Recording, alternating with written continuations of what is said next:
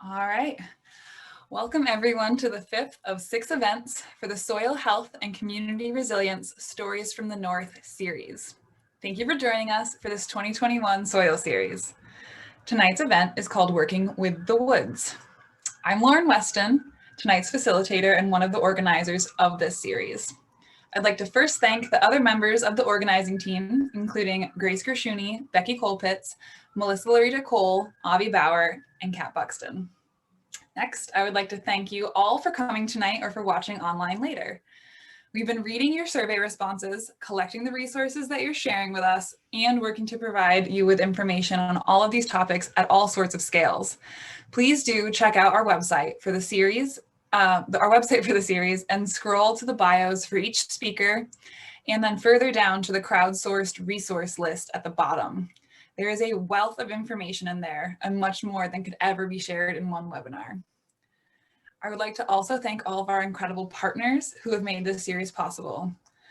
The 50 plus organizations that you see on your screen have helped us fundraise for our speakers, spread the word about these events, and shared countless resources with us that we are excited to share with you. Thank you as well to those of you who have donated during our final fundraising push as we strive to meet our fundraising goal to pay our speakers and organizers a fair stipend for their time and expertise. And thanks to those of you who have shared our fundraising posts with your networks as well. It takes us all doing whatever we can. If you are able, please consider making a tax-deductible donation at the link in the chat box that Avi is posting now. We'd like to give a special thank you to the Cooperative Education Fund, the Vermont Healthy Soils Coalition, and the Littleton Food Co-op, in addition to a recent and very generous donation from Cabot. To learn more about all of our partners and to take a look at all of these resources, please visit our website for the series, which Avi is also posting in the chat box. We would like you to know that we are recording tonight's event, and additionally, we are keeping you muted and we ask that you keep your cameras off. Our team will be doing our best to keep disruptions and distractions to a minimum. Depending on your version of Zoom, you should have a button at the bottom of your screen called Live Transcript. If you click the arrow next to those words, you should be able to turn on or off an auto-generated live feed of subtitles of tonight's discussions. We apologize in advance if the transcription service captures any of the words incorrectly. We know that it will. The entire transcript will be saved and posted with the recording if people want to come back to it later and don't have access to it. If we don't get a chance to answer your questions tonight during the Q&A, please be sure to follow up on the Vermont Healthy Soils Coalition listserv and check your Eventbrite emails that will include answers shared from the speakers after the event tonight. If you have any questions for us at any point, please submit them through the Zoom chat box and our team will help you. We would like to open this evening with a land acknowledgement.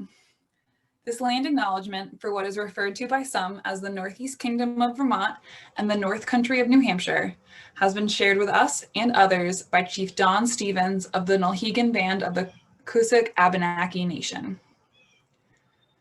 Many of us are on the land which has long served as a site of meeting and exchange among Indigenous peoples for thousands of years and is home to the Western Abenaki people. The team organizing this event today honors, recognizes, and respects these peoples, especially the Abenaki, as the traditional stewards of the lands and waters on which we gather today. In that spirit, today we will begin by acknowledging that we are guests in this land. We need to respect and help protect the lands within our use. Additionally, we would like to take a few moments of silence to honor and respect the elders of the past and the present who were and are stewards of this land.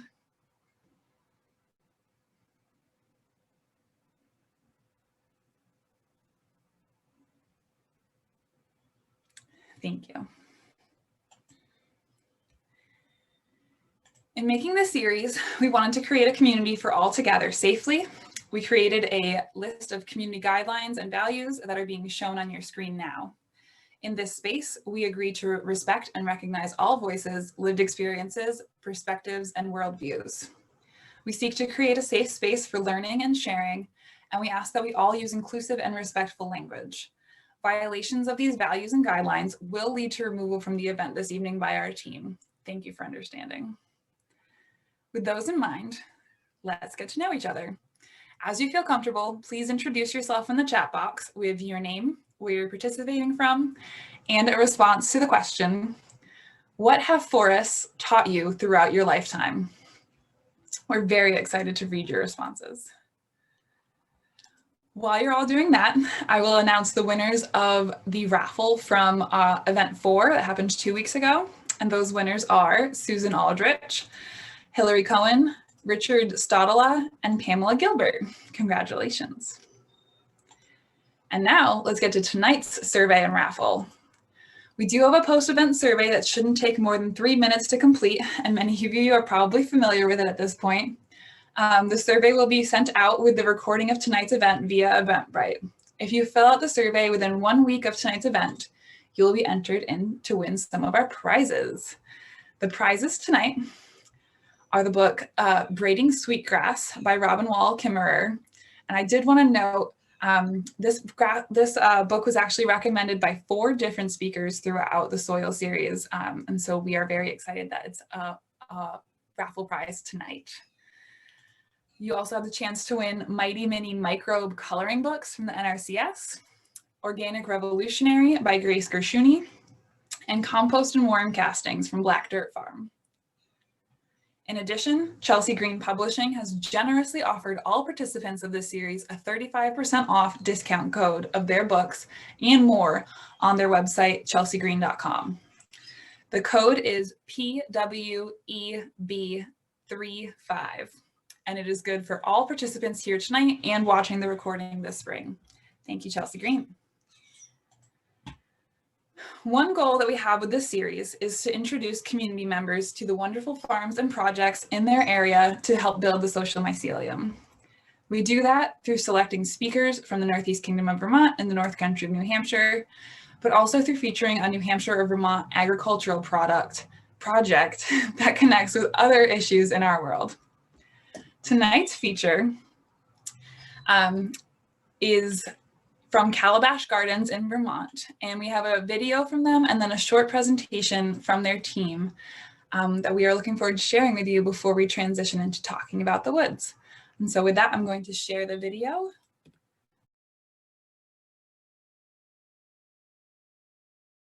We decided to expand our farm into a half of an acre this year because we have had such a high success rate in our test plot that we decided, after crunching all of the numbers, that it would be a lucrative business endeavor for us to expand the farm. And it's something that we love doing, and we want to produce more saffron.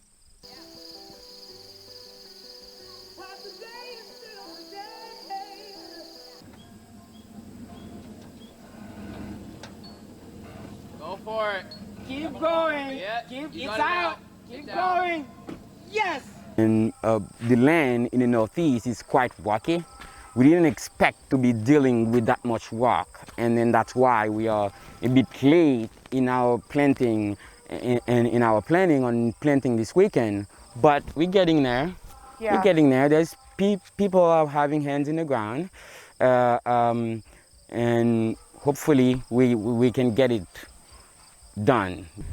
So here we are, day 3 of planting, and we have dimpled our whole field to give us a template for planting.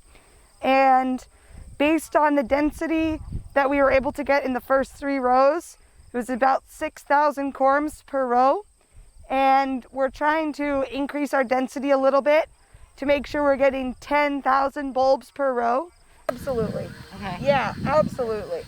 The bulb looks like this. It has a hairy end and it has a chubby end. And they look like Hershey Kisses. They go up just like a Hershey Kiss. So hairy end up. That's important for its life cycle to go in the correct way.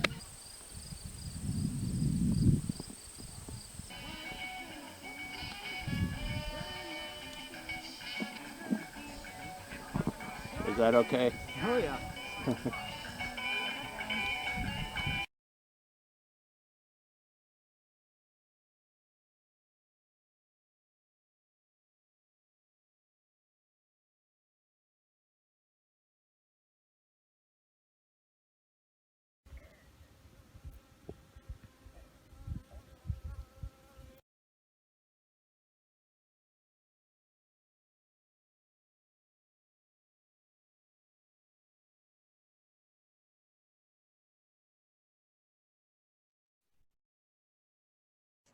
And with that, I would love to hand it over to Jetta and Saka for a little bit more about what you've got going on.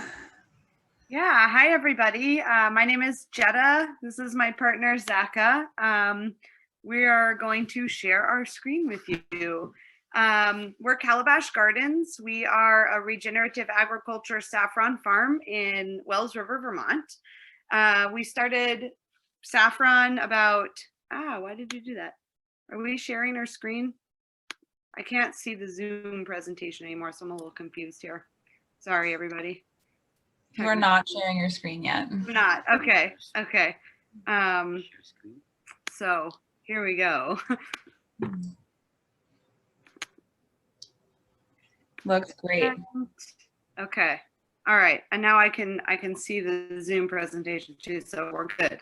Yeah, we're a regenerative agriculture saffron farm in Wells River, Vermont.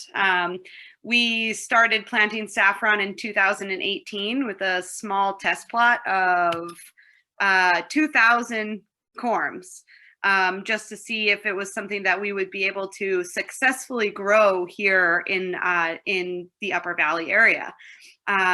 We had an incredible return our first year with a 96% return and a 600% return our second year. So we decided to just sort of go for it and plant. We were planning on planting an acre last year.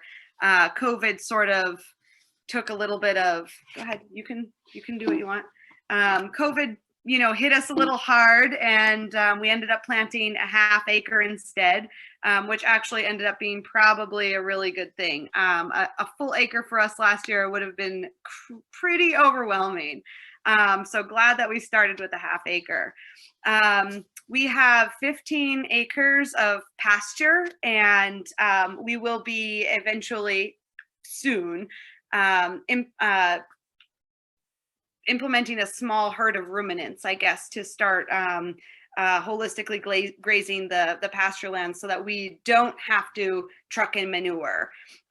We did truck in a bunch of organic manure from a local organic dairy here in Wells River last year to sort of supplement our incredibly sandy soil. We have you saw those rocks in that video. Our land is full of giant boulders, and the rest of it is just mostly rock. So we've been picking a lot of rocks and sort of trying to supplement some of that, some of the soil with a bit of organic matter from the local dairy.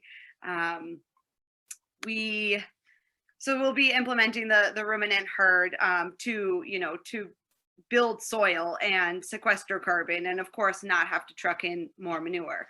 For the time being, though, we're sort of doing it this way. We're developing a pretty interesting biodiverse cover crop that we'll be definitely planting in between the rows this year. So that we can start. Saffron is a perennial, so we don't actually have to dig this field up for about 5 years, which means that this cover crop will be able to actually have a perennial cover crop in between the rows. And we're developing a legume style cover crop to go over the saffron beds themselves, so that we'll be able to cut those down, like mow them down while they're in flower, and have them sort of mulch in the beds before the saffron starts growing. So the saffron life cycle is incredibly interesting. It's a fall blooming crocus. So it sprouts in mid-September, and it blooms between the middle of October to the middle of November. And then it vegetates all winter long underneath the snow. And it continues to grow, and it melts out of the snow in this beautiful, lush grass that just looks, it looks divine. It starts to produce daughter corms right around this time, so late March and April and May. Its daughter corms will fully develop by the end of June, at which point they will become dormant for the entire summer. So it's really important for us to be able to, cover this in a way that will prevent erosion, basically. We did have a bit of erosion problems last fall. It being so dry last summer, such a drought last summer that we did end up losing a bit of soil once. You can kind of see in the back there some darker spots where when we actually did get rain in late September, it was just, there was no moisture in the soil, and it just was sort of a little nerve-wracking. But this is our saffron bed, actually, I think in late November, after it had finished flowering. And, you can see that the sprouts here are still quite small. They're about twice as long now and 3 times as thick. So they just continued vegetating all winter long, which is really sort of spectacular.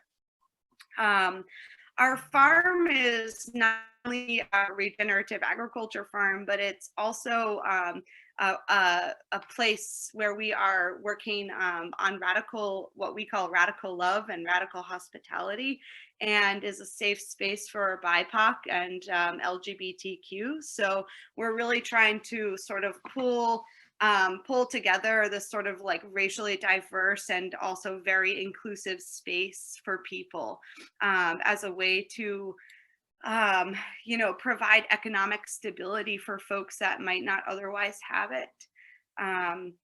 We are also working with Mountains Way, they're sort of our partner farm in New Hampshire. Mountains Way is this really fabulous racial justice farm. It's 200 acres of woodland in Orford, New Hampshire. That's actively working on anti-racism and racial justice. So I'm gonna let Zaka talk a little bit more about that.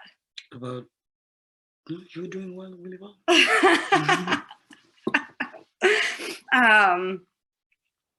Well, gosh, the mic was here. Yeah, so, well, I guess Mountains Way is putting on a bunch of different workshops this summer. So if anybody is interested, you can get in touch with us and we'll put you in touch with them.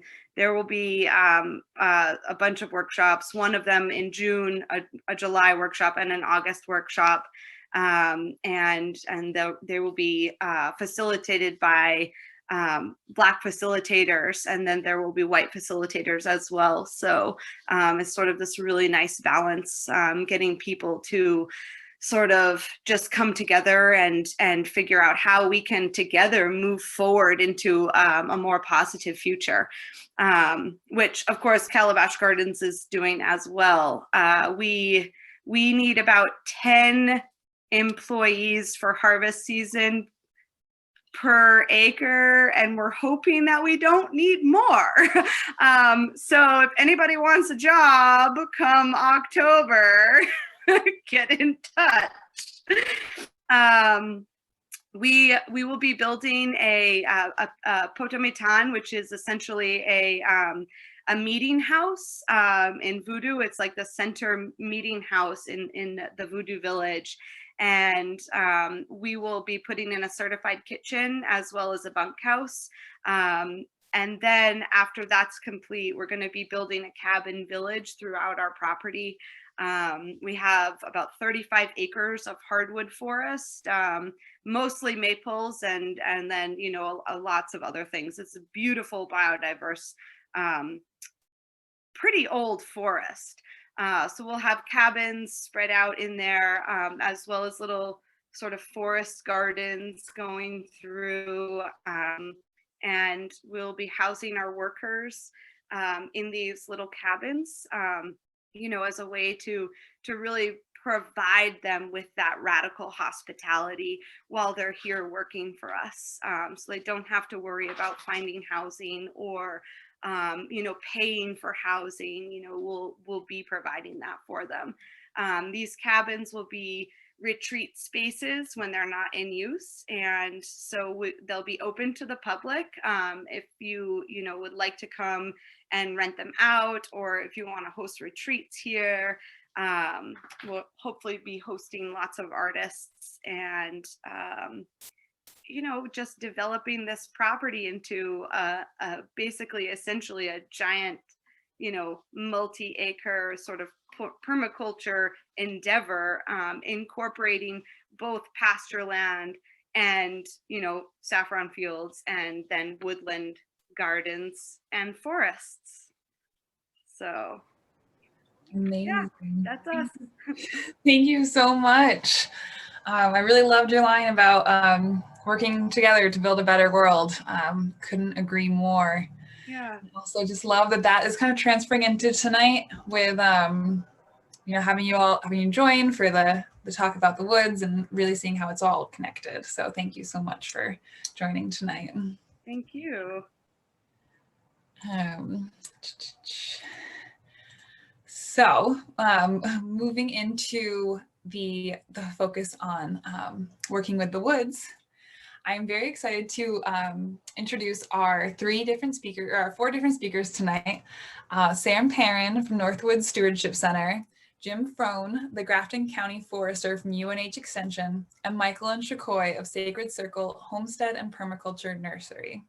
We are going to start tonight with Sam, and so I'll hand it over to you.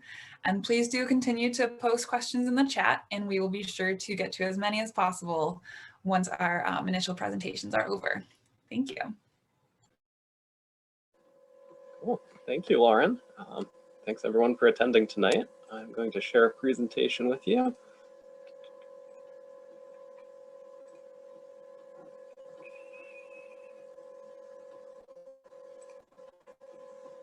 Okay, how's that for a presentation? Looks great. Great. Once again, my name is Sam Perron. I'm a forester at the NorthWoods Stewardship Center up in Charleston, Vermont in the Northeast Kingdom. If you're not familiar with NorthWoods, we are a conservation and education nonprofit. We do all sorts of programming related to conservation work. We run a lot of summer crews. We do consulting and project work with landowners. We do lots of educational programs, conservation science work, and a whole lot more. So I encourage you to check out NorthWoods.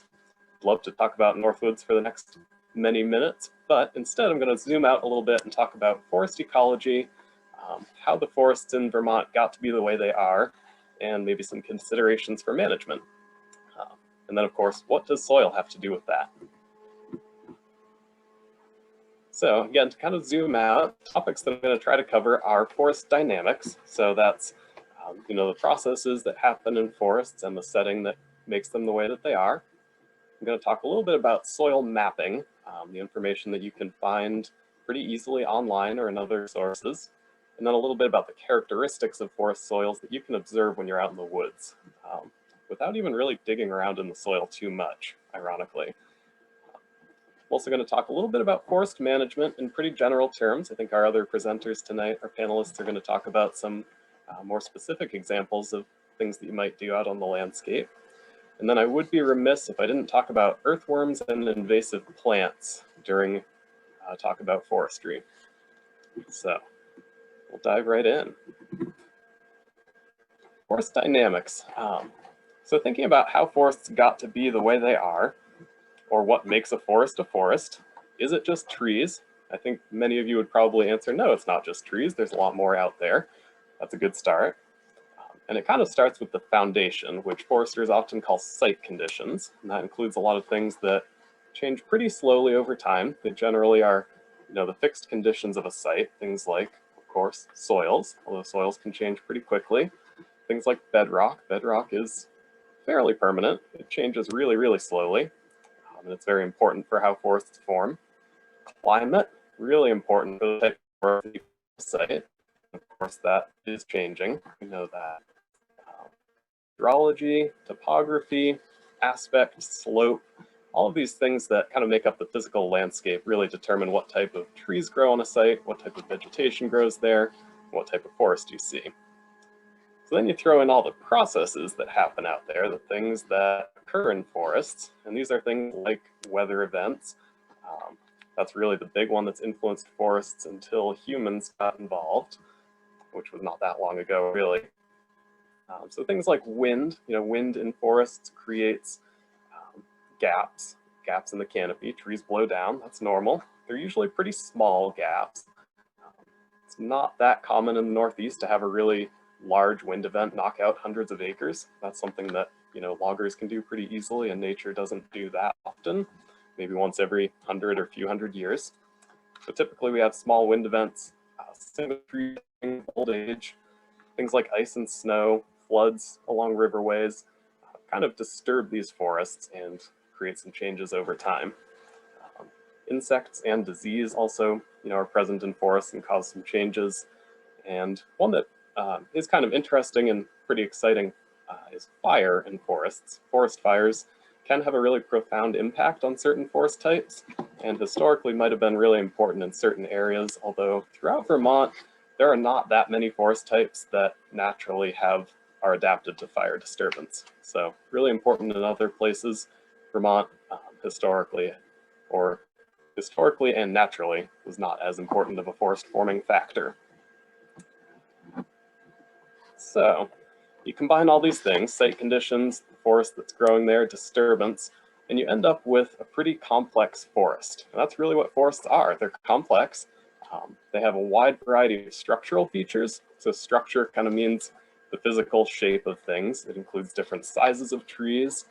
You know, old forests with natural processes are going to have young trees, old trees, big trees, small trees. A lot of structure is what that's called. There's going to be a lot of different species out there. You know, species diversity is inherent in a landscape with natural processes because of all this variation in how things are shaking out. So you're going to see lots of species, and really in a natural forest, you're going to see kind of a focus on late successional species, or those, you know, those trees and plants that can persist in an old forest. You're going to see lots of ecological features. This is a broad term that includes things like standing dead trees, downed dead trees. You know, these are a couple of things that at first you might think are unhealthy in a forest, but they're actually really a natural part of a forest. Trees get old, they die, they fall down, and that really has important benefits for habitat and nutrient cycling, things like that. And all of this contributes, kind of working from top to bottom, just like gravity might bring things to the ground. This all contributes to soil health. So this is kind of a key piece of forests. You know, forests rely on the soils underneath them to grow the way that they do. And forests also really give back to the soils underneath them and have a lot of influence on those soils. So, you know, you'll end up in a natural forest having things like pit and mound topography, from trees blowing over and uprooting. You'll have often a deep layer of duff, a layer of leaves that end up on the ground, and kind of a thick mat of organic matter that's partially decomposed and in the process of decomposing. You're going to have pretty fluffy, aerated soils, you know, lots of fruit in there and lots of moisture content, lots of carbon storage in forest soils. And all of this leads to what I like to call the right kind of messy. And I hear a lot of foresters and ecologists talk about messy forests as being a good thing for ecology, because we need to kind of retrain the human eye. And I like to make the distinction that we're looking for the right kind of messy. We're not looking for piles of garbage and, you know, rutted trails out there. We're looking for this ecological kind of messy. And I should mention, actually, before I get to the next slide, I'm talking a lot about natural forests and how they form, and I am not ignoring the profound impact that humans have had in forests. It's really important, and we're going to talk about that. And I'm really giving you this background so that we can start to have an understanding of how forests functioned for, you know, thousands and really millions of years as species before humans really started to meddle with things. And we can learn a lot from this, and we can certainly plan our own activities to kind of imitate it. So I'm going to shift gears a little bit. This is one of the tools that you might use if you're thinking about managing a forest or doing something out in a forest. And if you're thinking about soils, those two go hand in hand. This is a soil map, and I apologize, you're looking at a screenshot of a screen on your screen, and if that's a bit dizzying in the age of Zoom meetings, I'm sorry for that. This is a really cool resource. It's the Vermont Natural Resources Atlas. It's free, it's online.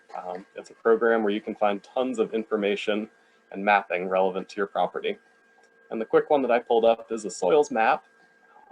And the spot that I clicked on is one of the soil types found at NorthWoods near our campus. It's a soil type called Cabot silt loam. It's pretty common up here in the Northeast Kingdom. And if you start getting into this and reading about Cabot silt loam, you'll find things about it. For instance, it is pretty silty, it's finely textured. There is a pretty shallow layer of hardpan or dense basal till that tends to perch the water table, so these soils are often pretty wet. They are prone to erosion, so they're not really the best places for building. In terms of forest management, they tend to support some spruce fir forests rather than hardwoods around here. So all of that information with a click on my screen became somewhat evident. Pretty cool resource. I encourage you to check it out. And then if you get out into the woods and start having a little bit more fun, there are a bunch of things that you can observe related to soils when you're thinking about what you do in your forest without even digging a soil pit. You can also totally dig a soil pit, and that is super fun. It is not something I often do as a forester. It's a really cool thing to do. So some of the features you might observe out in your woods as you're thinking about, a project or how you might manage it, you should definitely be looking for water. Hydrology is really important, whether that's water that's creating a wetland, if it's a stream, a lake, anything like that. It's going to have a really important impact on the soils and on the forests there. You can look for things like indicator species. Those are going to tell you a lot about, well, they might relate to hydrology, some plants that like having their feet wet. You might see some rich site indicators. That's something I get pretty excited about when I see indicator plants that tell me that there's a lot of soil enrichment. It also helps me think about what type of forests and natural communities will grow well there. You can definitely scuff your foot around and see the duff layer. Again, that layer of leaves you can see in the photo.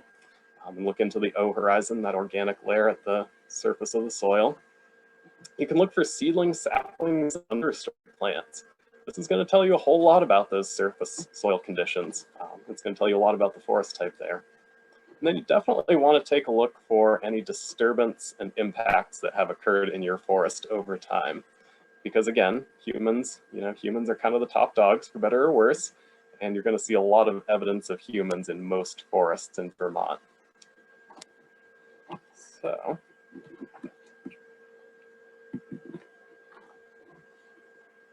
okay. Thinking about management. Some people say, well, I don't want to manage my forest, but even if you own forest land or participate in decisions made out on how a forest is used, you are managing it, even if you choose to do nothing. So take the reins, think about it, and think about how you might do it well. And this starts with doing your homework, but it's not the bad kind of homework, it's the fun kind of homework. It's what we just talked about. Learning about your property, learning about soils, site conditions, natural communities. I'm not sure I brought this term up yet, but natural communities, that's the description of the assemblage of plants, vegetation, and abiotic factors and other biological factors that collectively make different forest types. So it's not just a pine forest, it's a forest that has pine trees as well as all sorts of other stuff out there. And these are described in a really great Natural Communities Guide, which I highly recommend. It might even be published by Chelsea Green Publishing. I should fact check that, but either way, Wetland, Woodland, Wildland, an awesome book about the natural communities of Vermont. So if you learn about that on your property, you're going to understand your forest pretty well. And then you can use this to guide what type of projects you do out there. And again, I won't get much into detail about this because I know you'll hear about some pretty cool examples of that later tonight. And if you do all of this well, if you think about what type of project is appropriate for certain spots in your forest, if you understand what is going on in your forest in terms of the species diversity, the natural processes, you can definitely achieve your objectives, right? The things that you want out of your forest. And you can also let the forest be a forest. You can let those natural communities thrive. You can have all the habitats and species diversity that would be out there in an old natural forest or very close to all of them. And of course, remembering the right kind of messy.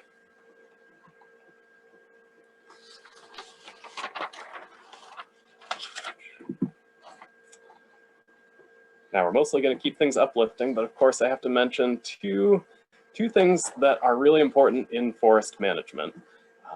These are a topic for their own presentation, but I'm going to mention them briefly. And those are invasive plants. Invasive insects are also really important. and earthworms, two pretty separate things. Invasive plants and invasive insects, essentially these are, plants and pests or insects that showed up from other parts of the world. And it's not that they came from other parts of the world that's a problem at all. It's the fact that they didn't evolve in these natural communities. And ultimately they lead to competition in these communities and a loss of biodiversity. So that's what we've seen with a lot of invasive plants, especially in southern New England, and they're definitely moving north in Vermont. Southern Vermont and actually areas of northern Vermont too have lots of invasive plants. And I definitely encourage you to take into consideration the impacts these might be having in a forest as you're working out there. And the other is, strangely enough, earthworms. And this might raise some eyebrows out there. Earthworms, for all their benefits that they can have in gardens and farms, are actually kind of destructive in forests. They were not in Vermont forests after the last ice age. They showed up with people, mostly. And some of the things that they do in forests are often counterproductive to the natural processes of regeneration. Some of the soil characteristics that we've talked about, things like having a deep duff layer that gets decomposed pretty quickly. And I'll mostly leave it at that, but I do encourage you to read up on earthworms in forests a little bit more, because there's a lot of research showing how they're something you might want to be cautious about. If you have worms in your garden and farm, think carefully about how you use them in a forest setting, for sure. I'll mostly leave it at that. Here are a couple of resources. These are also, I believe, listed on the Vermont Healthy Soils Coalition website, where you saw this advertised, so you can check those out. And of course, visit northwoodscenter.org to learn about Northwoods. And I hope that I'll hear from you after the presentation or in the questions section about some of these topics. And with that, I will attempt to stop sharing my screen, and I will turn this over to Jim Frohn.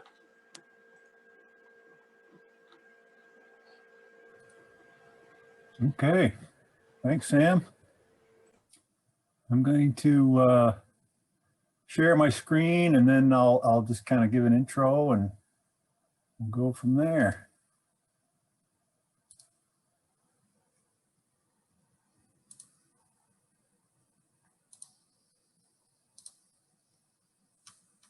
Okay, so my name is Jim Frohn. I'm the Grafton County Forester with University of New Hampshire Cooperative Extension.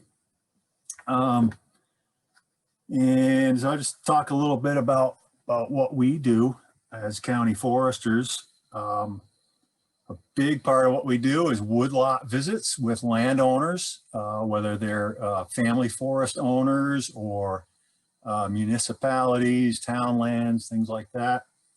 And a big part of that is listening to people's goals for their land, what they want to do, what they want to accomplish with that land, and make suggestions and connect them to resources. So Sam talked about planning and kind of researching what's there on your forest, and so we help folks kind of get started with that, we're sort of the starter forester, if you will.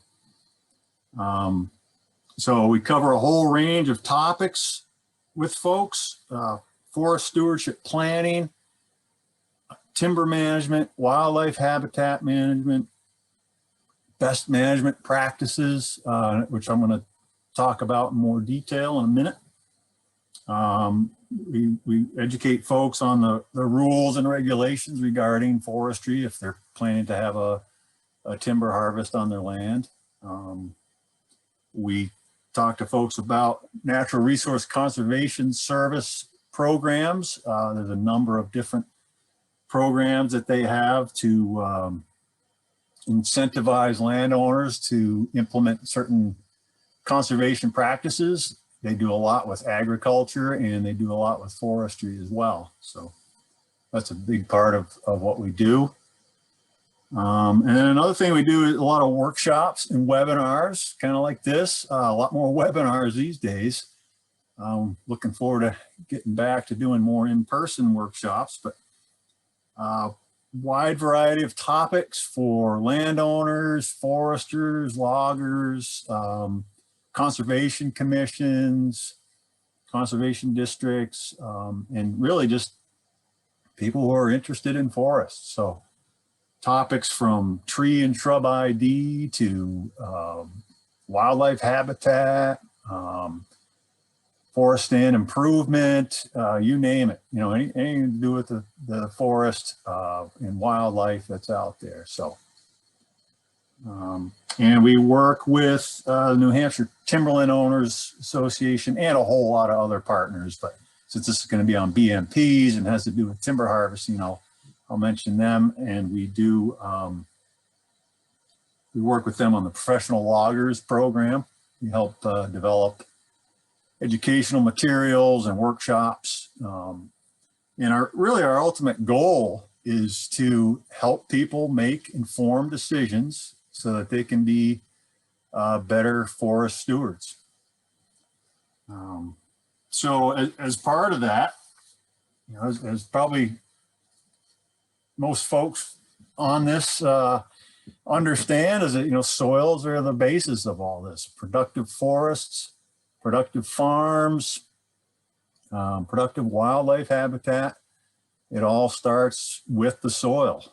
If you don't have good soil, if you don't protect your soil from damage, from erosion, and all those different things, then you're not going to have the productive forest that you could have. So that's what best management practices are all about. So we call them BMPs for short. In Vermont, they're AMPs, acceptable management practices. But basically they're the same thing. Jim, I just want to interrupt. Are you trying to advance your slides? No, not yet. Okay, sorry. No, I just started. Okay. I thought you were going to tell me I was on mute. Yeah, so BMPs. Now I'll start. Yeah, I guess I should be advancing them now. So yeah, we're going to start with soils. So let's talk about, you know, so we're going to be talking about timber harvesting, you know, when we do a plan. And if somebody is planning to manage their forest, like Sam was talking about, there's a bunch of different ways to do that. It's a very broad topic, which we don't have time for. So I'm just going to focus in on the actual harvesting and how we go about protecting the soil during that process. So the biggest at-risk areas when we're harvesting timber are your roads, your trails, and landings. So that's where that exposed soil is happening. So we really want to try to minimize that.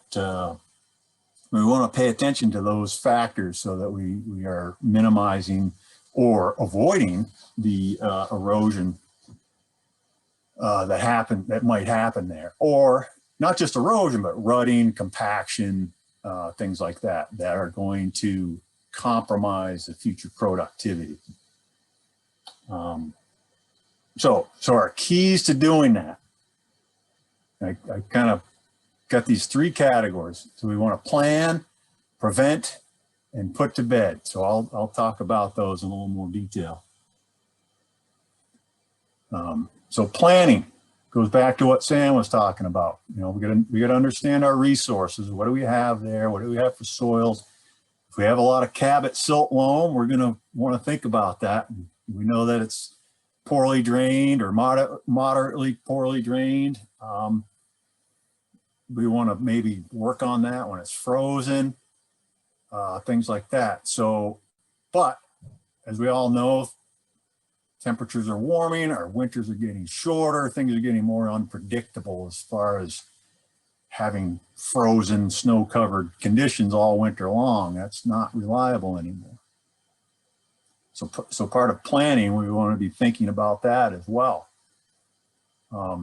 So we want to do all these different things. We want to minimize. So we want to minimize the amount of roads that we have. We want to minimize our trail system. We don't want to have trails everywhere, because, you know, we're just increasing the impacts to the soil. We want to keep our landing small. So a landing is that area where we're going to bring the logs, bring the wood to, that we then bring a truck in and to truck it to the various mills. So that's what the landing is. We want to minimize or avoid, if we can, stream crossings, because every time we cross a stream, we increase the risk of erosion and water quality issues. We want to properly locate our roads and trails and landings. We want to put them on drier soils. That's where those soil maps come in really, really handy, very, very useful to look at, you know, along with topo maps. And of course, there's no substitute for walking on the ground, being out there and looking and finding where things are. So we want to put those trails and landings and road systems in places where it's less detrimental to our soils. During the harvest operation, we want to make sure we're prepared for unplanned events. You know, we might have a really dry summer and, oh, you know, there's no water in that stream bed, we're just going to go through it. But, well, it's going to rain eventually. We want to be prepared for that. We want to have a crossing over that. If things get muddy, we want to have extra brush around. We might want to have some bridge panels or timber mats. We might want to have some mulch on hand, you know, if there's issues. And we want to use appropriate equipment. There's different equipment now that's, you know, very different from what it used to be. Some of these machines look big and intimidating, but really they're designed for lower impact. We've got high flotation with the tracks. They've got the you know, these arms on them that can reach far out, so that machine can kind of stay on a trail and reach rather than having to travel everywhere. So that's all part of that planning process. We want to prevent erosion, rutting, and compaction if we can. And we're going to do that in different ways. We want to divert water. That's a big thing. So if we've got a trail, we don't want water running down that trail for any length. And a lot of the stuff I'm talking about, I'm talking in the context of logging trails, but it can also apply to hiking trails, biking trails, all those different things. Anywhere we've got exposed soil that water can erode. So we want to divert that water. We're going to use water bars, which is basically a berm at about 30 degrees to a trail. And the idea is for that water to go down and hit that and divert off into the forest where we've got litter and duff and things to filter that water out. So we want to get that off the trails as soon as possible. Or we might slope a road or a landing, kind of crown it so the water drains off. We want to have ditches in the right places, you know, along our roads to drain the water. Again, we're going to avoid those wet soils if we can. If we have to cross a stream, we're going to put in the appropriate stream crossings. And we might reinforce our trails with brush, or we might put logs down. You know, we put logs next to each other. It's called corduroy. Or use those timber mats. Like this top picture here is a cut to length harvester. When they fell the trees and cut them into logs, they put all the branches and tops in front of them. So, you know, it's already a high flotation machine, but then it lays this mat in front of it to kind of travel on to further protect that soil. Now it can look pretty unsightly to us, but you know, it's protecting that soil layer while things are going on. Again, as I mentioned earlier, operate on frozen, snow-covered ground if we can. Again, that's not always reliable. And then sometimes BMPs are things that we decide not to do. This bottom picture here is an old skid trail that was used, you know, maybe 20, 30 years ago on this particular piece. And it was just, you know, really wet on both sides. There's a stream down in the bottom here, but the approaches were really, really wet. And rather than do more damage there and have to fight with that. The contractor and the forester decided, downstream there was a better crossing. It lengthened the distance. They had to bring the wood out, but it just avoided a lot of headaches and issues. So, another thing you might do is just say, hey, you know what? We got 2 inches of rain. Let's stay out of the woods for a few days. You got to let things drain off and, avoid that damage. But, hopefully we're preparing ahead by doing things like putting brush on the trails and using the mats and doing all that. So there's less downtime. And then lastly, we want to put things to bed when we're all done. We want to pull out all those temporary bridges and other crossings. We want to stabilize that any exposed soil we might have. And that might involve just leaving some of that brush right on the trail to keep from exposing that mineral soil. This upper right hand picture is a log landing we had on the Grafton County Forest. And instead of pushing all the debris on the bottom and scraping that off and exposing the soil and then seeding it down, we just decided, well, let's just leave that there. There was quite a mat of it. And over the few years, you can see it's preening up here. And that's on the edge of a hay field. So a lot of times that can be really good mix of habitat there. You've got the grassland and the hay field, and then you've got shrubland, and then further back you get into the actual forest. So that can be a really good mix of habitats there. And then we want to seed and mulch if necessary. And if we do use mulch, we really want to try to use straw instead of hay, because there's a lot less seed in that, a lot less risk of introducing maybe some invasives. So we want to try to avoid that. So, and then this is just a picture of a different spot where there was a winter bridge crossing here, and then a few years later after it was removed and this is all grown back in with grass and stabilized. So yeah, very important. Protect that soil for long-term growth.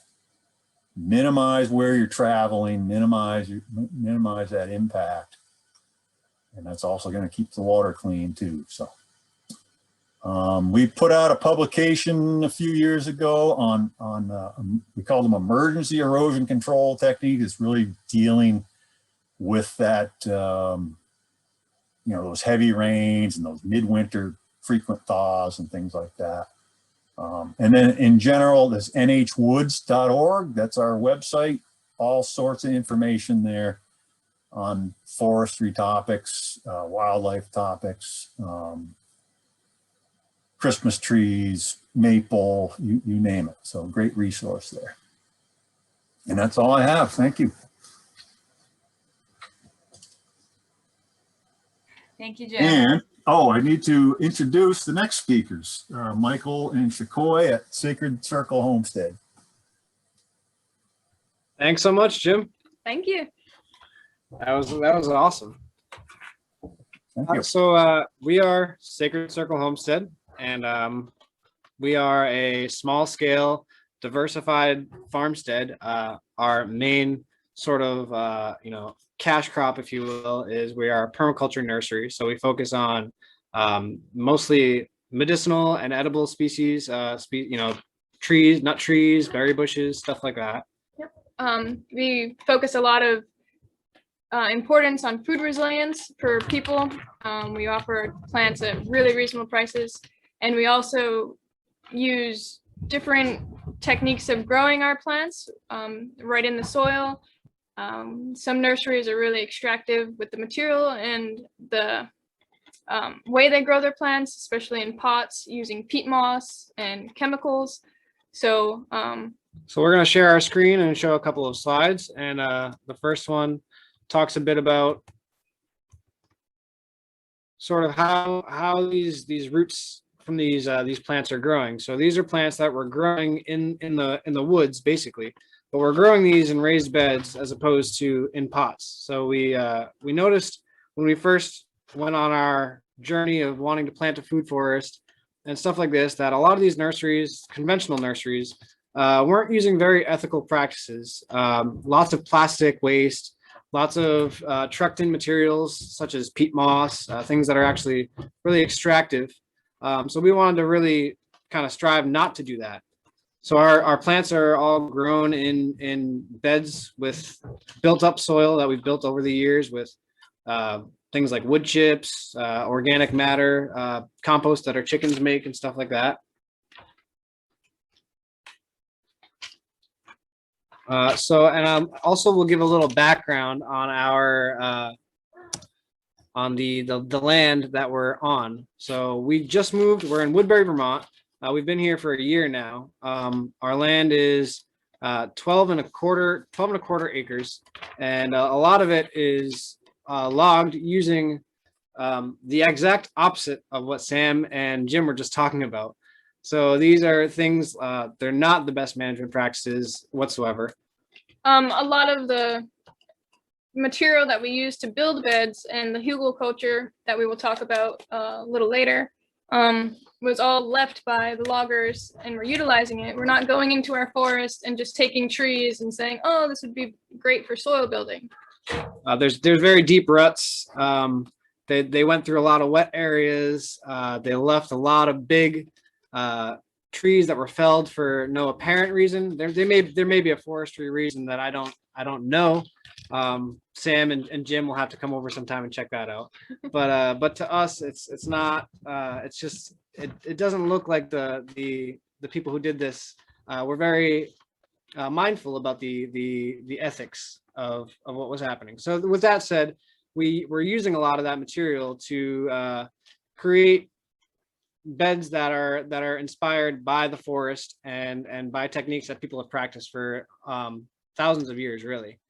So we're trying to regenerate parts of the land. This picture right here is basically just next to the house that we built. So we built on an old log landing.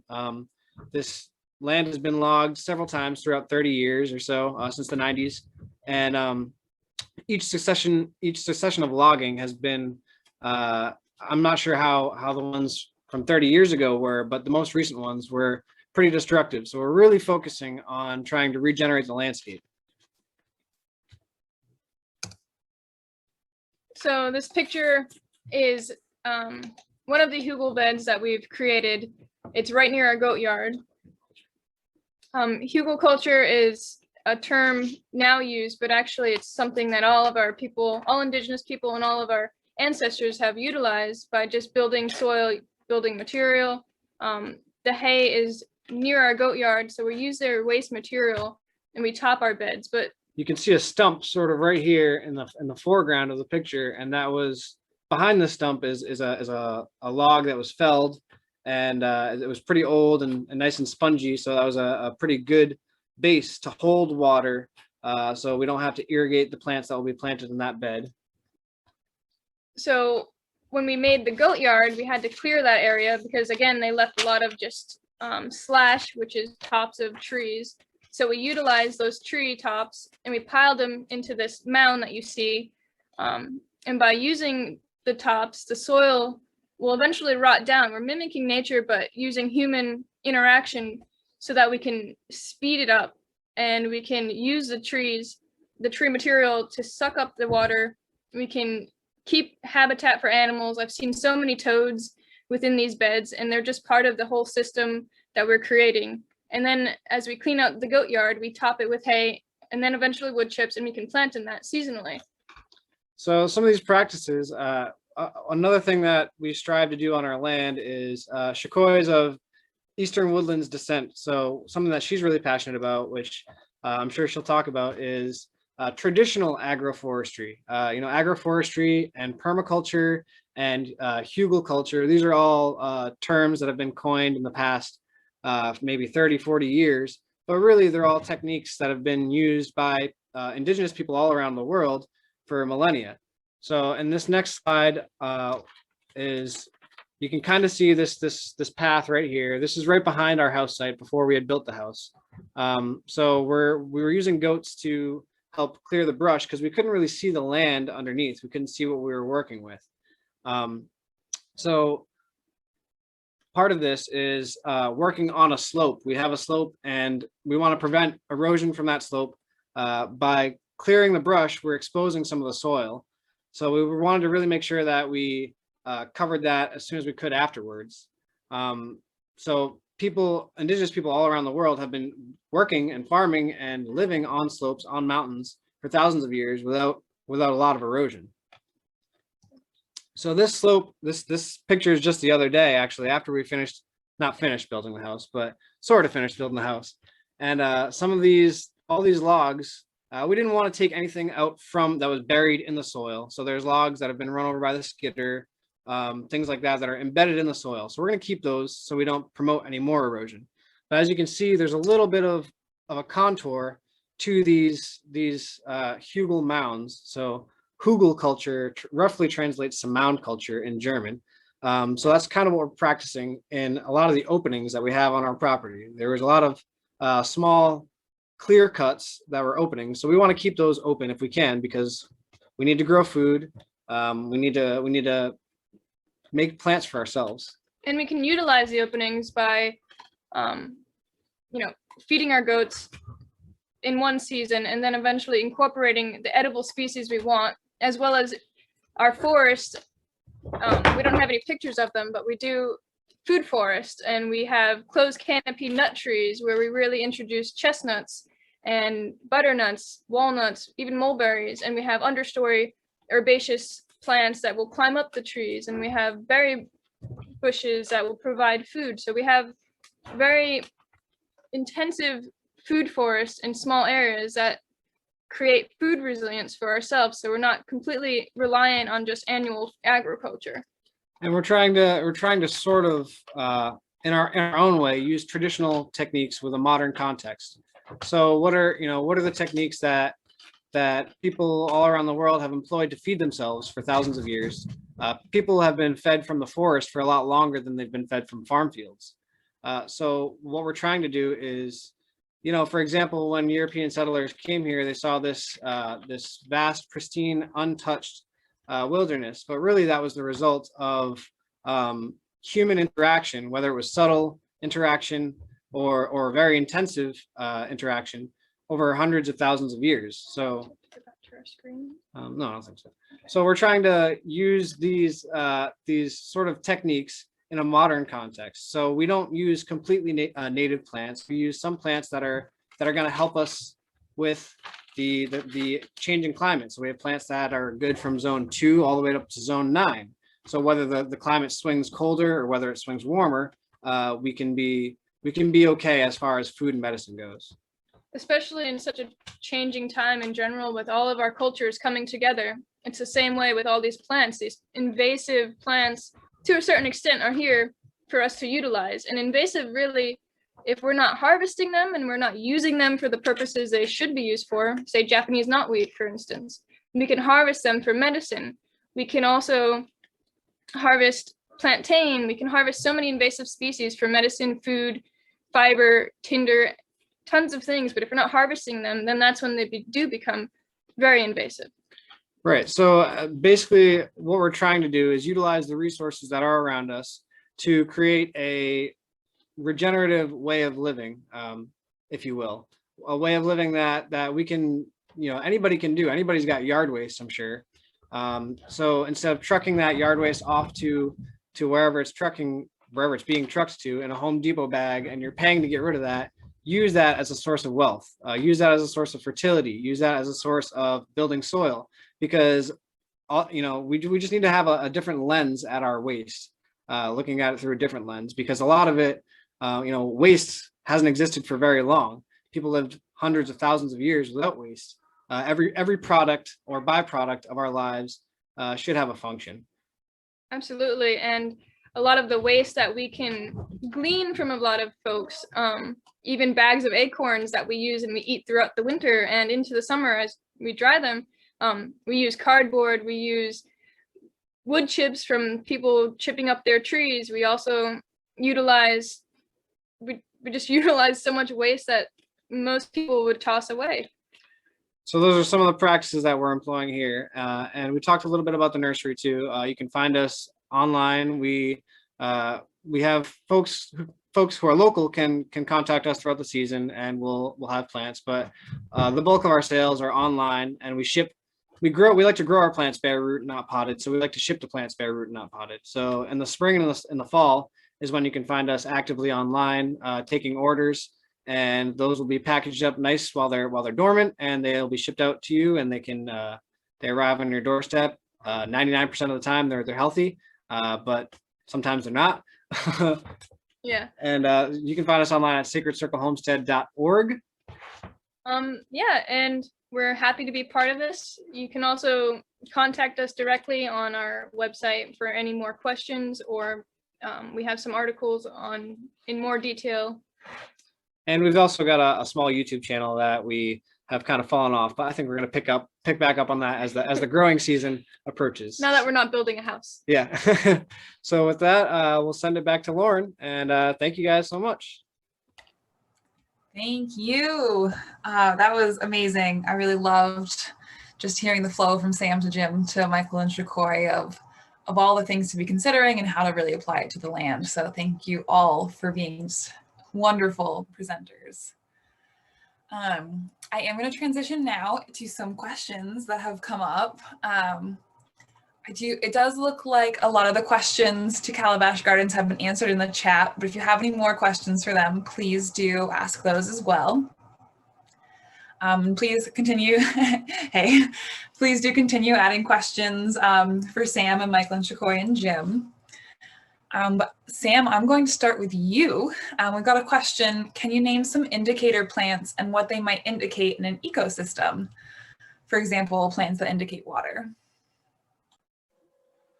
Yeah, great question. I'll toss out a couple of common ones, and you can also find pretty full lists online at the Vermont Wetlands Program or some other sources. But yeah, some wetland plants that I often see out in the woods include sensitive fern. And if I was quicker, I would pull up some pictures of these, but sensitive fern is really easy to identify. You'll even see the spore heads in the winter time, so that's a pretty good indicator of seeds even when there's snow on the ground. You'll see shrubs like alders, willows, red osier, dogwood. Those are some pretty common ones that I see that again indicate wet soils. And then if you so the other indicators that I mentioned earlier are rich soils, so enriched sites basically where there's a lot of calcium, a lot of soil nutrients, and some indicators you might see there are a whole lot of understory plants. So things like blue cohosh is one that's really fun to look for. Gosh, there's a whole suite of those species. And if you check out the Natural Community Guide, it actually tells you a whole list of vegetation associated with each natural community. So, yeah. Wonderful, thank you. Yeah, there's so many resources out there, and Kat did put the wetlands, woodlands into the chat. I actually did buy it from Chelsea Green earlier this year.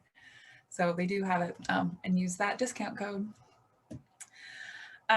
Jim, coming to you next. What would you recommend to a landowner who is just starting out? Where should they start in terms of technical assistance and resources that consider localized ecosystems? I would say contact your county forester first. Yeah. In New Hampshire and Vermont. Yeah, so the county forester is, like I say, the kind of the starter forester. Just objective advice, depending on what your goals are. So. Sure, thanks. I was hoping you'd say that. And maybe Kat or Avi could toss in the county foresters links into the chat as well for both New Hampshire and Vermont. Michael and Schikoy, is there an agroforestry network in Vermont or local resources to help people understand how to work with forests and how to integrate trees and shrubs into our landscapes?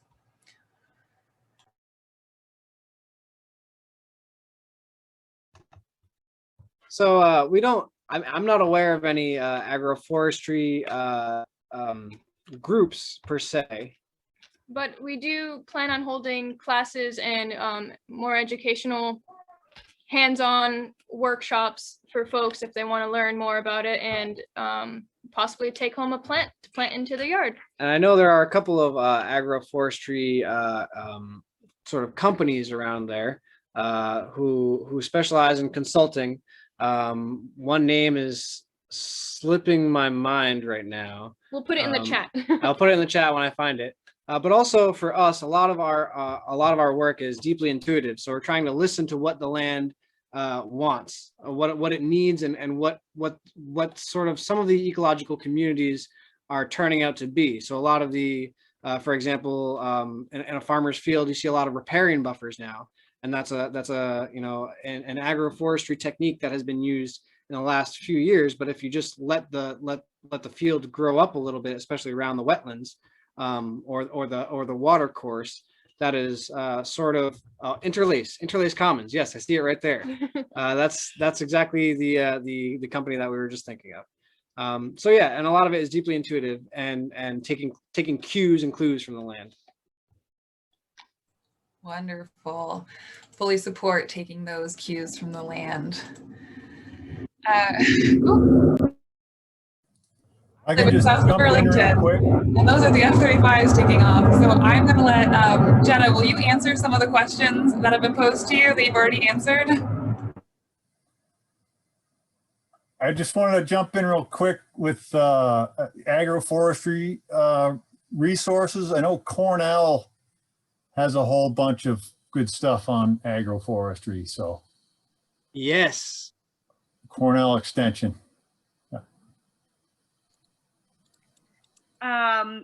Cornell Extension is great, by the way.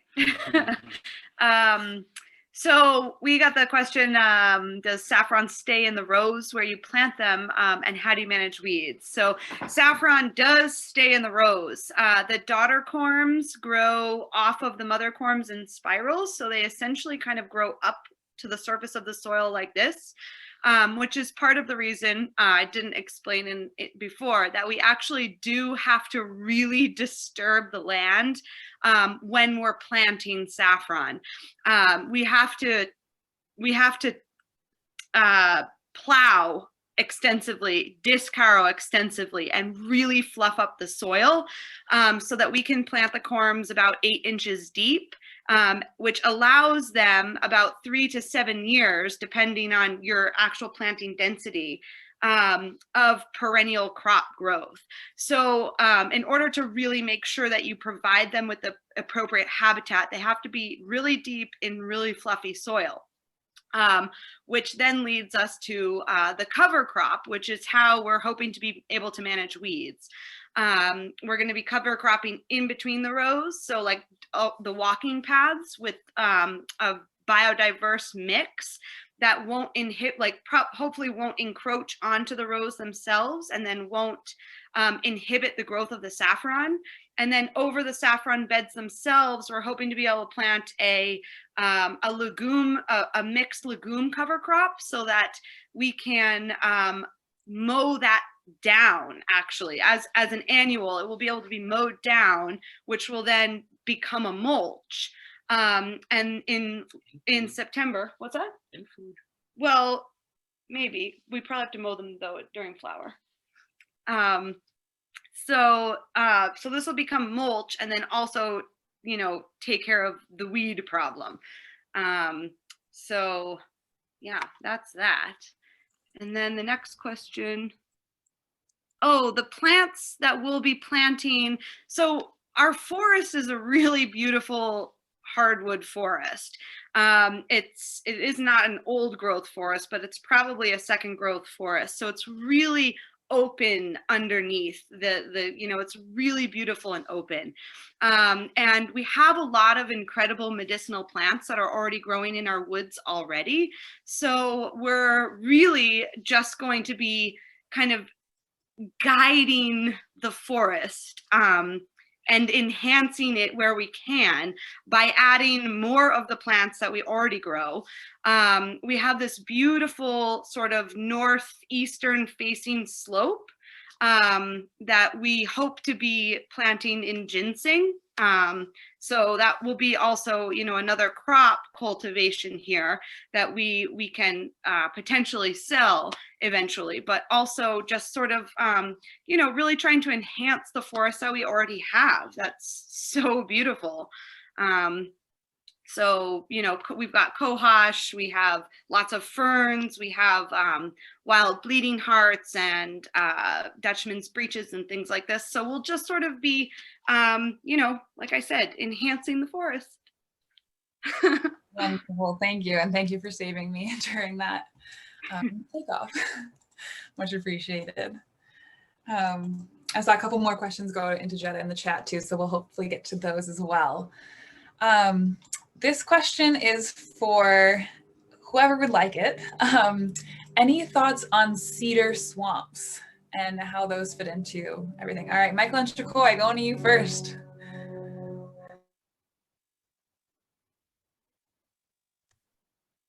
All right, so about 5 acres of our property is cedar swamp, and it's absolutely beautiful. It's its own being.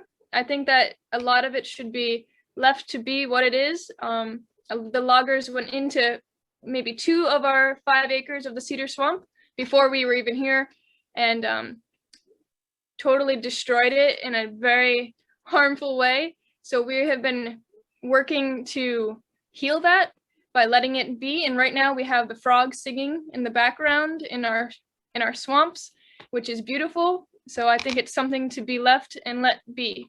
Yeah, they put a bunch of corduroy roads, like Jim was saying. So that's a bunch of a bunch of logs like this, but they put them this way, which is kind of weird. They did wrong corduroy roads. They didn't even know what they were doing. And Jim was saying that those are supposed to be sort of removed afterwards, and they haven't been removed. And cedar never rot, not never, but cedar takes a long time to rot. So I'm not sure what the long-term effects of that are going to be. I'm sort of hesitant to take up those roads because I don't want to disrupt the hydrology in that swamp even further. So perhaps, I don't know, but those are our thoughts on cedar swamps, I guess. Yeah. Yeah, cedar swamps are, very wet. You got to be really, really, really careful harvesting in those. And, there's some of them that you just shouldn't be in. You just super saturated soils and you just stay out of them. We do have actually upland cedar, especially in Vermont. Cedar likes calcareous bedrock. So, you go over to Lake Champlain and on the ledges, you'll see cedar growing in those places. So yeah, again, it comes down to, where is it appropriate to maybe harvest cedar? It's a great wood. I mean, it's as you said, it's very rot resistant. It's lightweight, very long lasting. Yeah. And then, the Northeast Kingdom has one of the few cedar sawmills, I think it's the only one in Vermont, I think. A pretty important part of the economy there. But yeah, very sensitive soils that you could be really, really cautious about. And some of them you just probably shouldn't be in at all. So yeah. Wonderful. I had a quick comment on cedar swamp communities, which is that they have some pretty cool understory plants. You'll see things like our native honeysuckles in there, a bunch of other understory plants that take a while to establish and can be pretty easily disturbed. So, as Jim and Michael and Schikoy are saying, it's good to use a light touch in those areas and pay attention to the pretty cool ecology there. I believe that cedar swamp as a natural community is considered state ranked uncommon in Vermont, meaning that, quality intact examples are not rare and threatened and endangered, but they're uncommon. So if you have that on your property, it's a really cool ecological feature. Wonderful. Thank you all so much for touching on that. And here's a question for everyone. And so we'll go in order. You've all touched on tapping into the waste stream to advance ecological goals. Does anyone want to elaborate on what you're doing and how you're feeling about it? I'm going to go to Sam first. Okay. I guess to make sure I understand the question, I guess I'm curious what the waste stream is that they're thinking of, because if it's, you know, things like slash, brush, treetops, in my mind, that's not really waste in forestry. And in, you know, there's been some cool discussion about agroforestry here, which is pretty far outside my realm of expertise.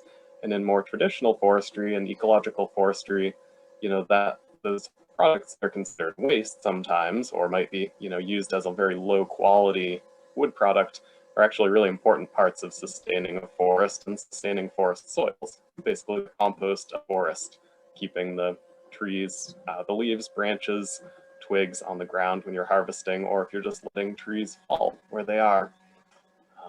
So I guess that's my take on the waste stream. You know, if we're talking about waste being things like exhaust from equipment, that's a whole different topic. But yeah, there are a lot of products that are, in my mind, not really waste at all. And it can be, you know, I guess I also wanted to touch on the point that Michael and Schikoy made about their property where, you know, there was some pretty, maybe not the right kind of messy left behind, even though there was a lot of downed wood. So there's, you know, there's sort of a distinction to be made there, whether trees were cut and left just for convenience or, you know, in sort of a messy way that isn't beneficial versus, you know, leaving some of those ecologically valuable large downed logs that provide habitat for salamanders or brush piles that provide cover for songbirds. So yeah, I would say, you know, understanding the ecology of those supposed waste products is really important. Thanks. I'll pass it over to Jim next for any thoughts. Sure. Yeah, like Sam was talking about, you know, the waste, the slash, you know, that's a common perception. You know, it looks messy to us. So, you know, again, it goes back to that right kind of messy. I would actually propose a different term for slash, and this came from somebody I worked with a number of years ago. We like to call it retained organic material. So in other words, you know, with the retained, it implies that it's purposeful. You know, we're leaving it there for a reason. You know, organic, you know, that's what it is. It's woody debris that breaks down. I mean, don't even want to use the word debris. That indicates trash, right? You know, it's woody material that breaks down, becomes the soil again, eventually. And in the meantime, it's providing cover for different small mammals, birds, amphibians, etc. Maybe providing some protection for seedlings to come up through in areas of high deer populations. So retained organic material is just kind of a neutral term rather than debris or something like that. So, and then another example of waste that I was thinking about was years ago, I worked for a logging contractor, and we used, you know, for bar and chain oil in our chainsaws, we used vegetable oil from a restaurant, and it was, I think there was some sort of additive that had to go into it to stabilize it, you know, to make sure it didn't just fling off with all the RPMs. But that was pretty interesting use of a quote unquote waste product. So, yeah. Cool. Thanks, Jim. Michael and Schikoy, any thoughts on your end? As for waste, I think that if you can utilize it, then use it, especially people who throw out bags of leaves, even newspapers. Build up your soil and use this to break down and build soil. Wood chips, you know, all sorts of stuff. We have piles of cedar that the people who logged left, and Michael hand splits cedar shakes for us for our outbuildings, and we also use cedar posts. And Jim, on that vegetable oil chainsaw material, we use that all the time. That's what we use for our woods. Right. Yeah. And kind of like Jim and Sam were saying, I like the idea of the retained organic material. We've got, you know, 10 acres of land that we don't touch because we don't, you know, we value it. There's value there, not in terms of monetary value, but in terms of, you know, we value to go out there and take a walk, but we don't like to, you know, we're not creating hugel mounds all over the 12 acres of our land because that would be impractical and probably impossible. But a couple of those waste areas are very crucial habitats for all sorts of critters and even some plant species as well. Thank you. And then Jetta and Zaka, anything to add for your land? I don't think we have too much to add that hasn't already been said. You know, I think everything that might be considered waste here gets somehow put back into, you know, into what we do. So, you know, we have a lot of animals here and all of their waste gets utilized, you know, and yeah, I don't think we have that much to add, but I also like the term of retained organic material. That's awesome. Agreed. I think somebody should go get it tattooed somewhere. With that, I want to thank all of our speakers tonight. The complexity of the issues that you're discussing and just your expertise and how you're really bringing your full selves into your work. We are all so grateful to be learning from you. So thank you. If any questions were asked in the chat that we didn't get to, we will send those to the speakers and get some responses and send them out on Eventbrite and on the Vermont Healthy Soils Coalition listserv. I'm going to share my screen one final time tonight, just to let you all know about our final webinar as part of the soil series. So in 2 weeks from tonight, it'll be our 6th and final event. It's called Learning from the Original Vermonters, and it will be featuring Don Stevens, Chief of the Nulhegan Band of the Cossack Abenaki Nation and President of AHA, Abenaki Helping Abenaki. And we will also have Dr. Fred Wiseman of the Vermont Indigenous Heritage Center. And we hope that you will join us for that event as well. We also hope that you will fill out the survey that I'll be sending out tomorrow. And please share our recordings and ask any more questions on the Vermont Healthy Soils Vermont Healthy Soils Coalition listserv that you can be added to when you go and fill out that survey. And with that, I want to say thanks to everyone, and I hope that you have a lovely evening. Thank you. Thank you so much. Thank you. Yeah, thanks everyone. All right. Good night, everyone.